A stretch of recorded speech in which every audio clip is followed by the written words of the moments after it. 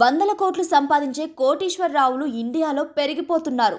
అవును, Asia Pacific ప్రాంతాల్లో సంపద సృష్టికి ఇండియా హాట్స్పాట్గా నిలిచింది. 10 ఏళ్లలో ఇండియాలోని బిలియనీర్స్ నికర విలువ దాదాపు 3 రెట్లు పెరిగి 905.6 బిలియన్లకు చేరింది. దీంతో భారత్ ఇప్పుడు మొత్తం బిలియనీర్ సంపదలో ప్రపంచవ్యాప్తంగా 3వ స్థానంలో నిలిచినట్లు స్విస్ బ్యాంక్గా పేరొందిన యూబీఎస్ నివేదిక చెప్పింది. ఈ నివేదిక ప్రకారం భారత్లో బిలియనీర్ల సంఖ్య గణనీయంగా పెరిగింది. ఈ జాబితాలోకి కొత్తగా 32 మంది చేరారు. దీంతో 153 మంది నుంచి బిలియనీర్ల సంఖ్య 185కు చేరింది. వీరి మొత్తం నికర విలువ ఒక్కసారిగా 905.6 బిలియన్స్కి పెరిగింది. ఇండియన్ కరెన్సీ ప్రకారం దీని విలువ 76 లక్షల కోట్లు రూపాయల కంటే ఎక్కువ.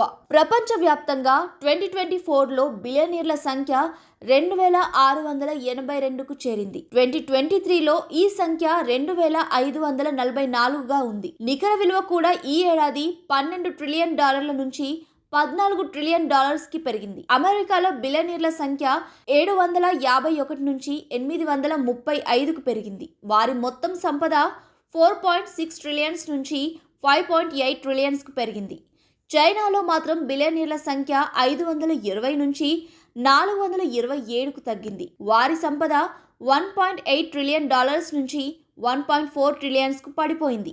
భారత్ విషయానికొస్తే ఇక్కడ బిలియనీర్ల సంఖ్య 153 నుంచి 185కు చేరింది. రానున్న రోజుల్లో ఈ సంఖ్య మరింత పెరిగే అవకాశం ఉండొచ్చు. భారత్లో బిలియనీర్ల సంఖ్య పెరగడానికి కొన్ని ప్రధాన కారణాలున్నాయి. ఇండియాలో కుటుంబ ఆధారిత వ్యాపారాలు ఎక్కువ.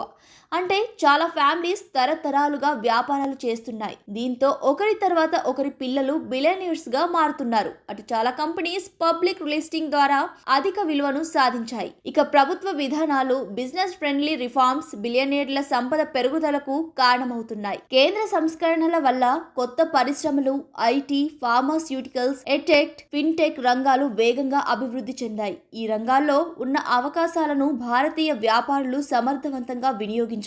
అటు గ్లోబల్ మార్కెట్స్ లో భారత వ్యాపారుల వాణిజ్యం, పెట్టుబడులు పెరిగాయి. ఎన్నో భారతీయ కంపెనీస్ ఇతర దేశాల్లో వ్యాపారాన్ని విస్తరించాయి. ఇక అనేక స్టార్టప్లు కొత్త బిలియనీర్లను తయారు చేశాయి. Make in India, digital India లాంటి ప్రభుత్వ కార్యక్రమాలు బిలియనీర్స్ల ఆస్తుల పెరుగుదలకు బలంగా పనిచేశాయని కేంద్ర ప్రభుత్వ వర్గాలు పలు సందర్భాల్లో చెప్పాయి.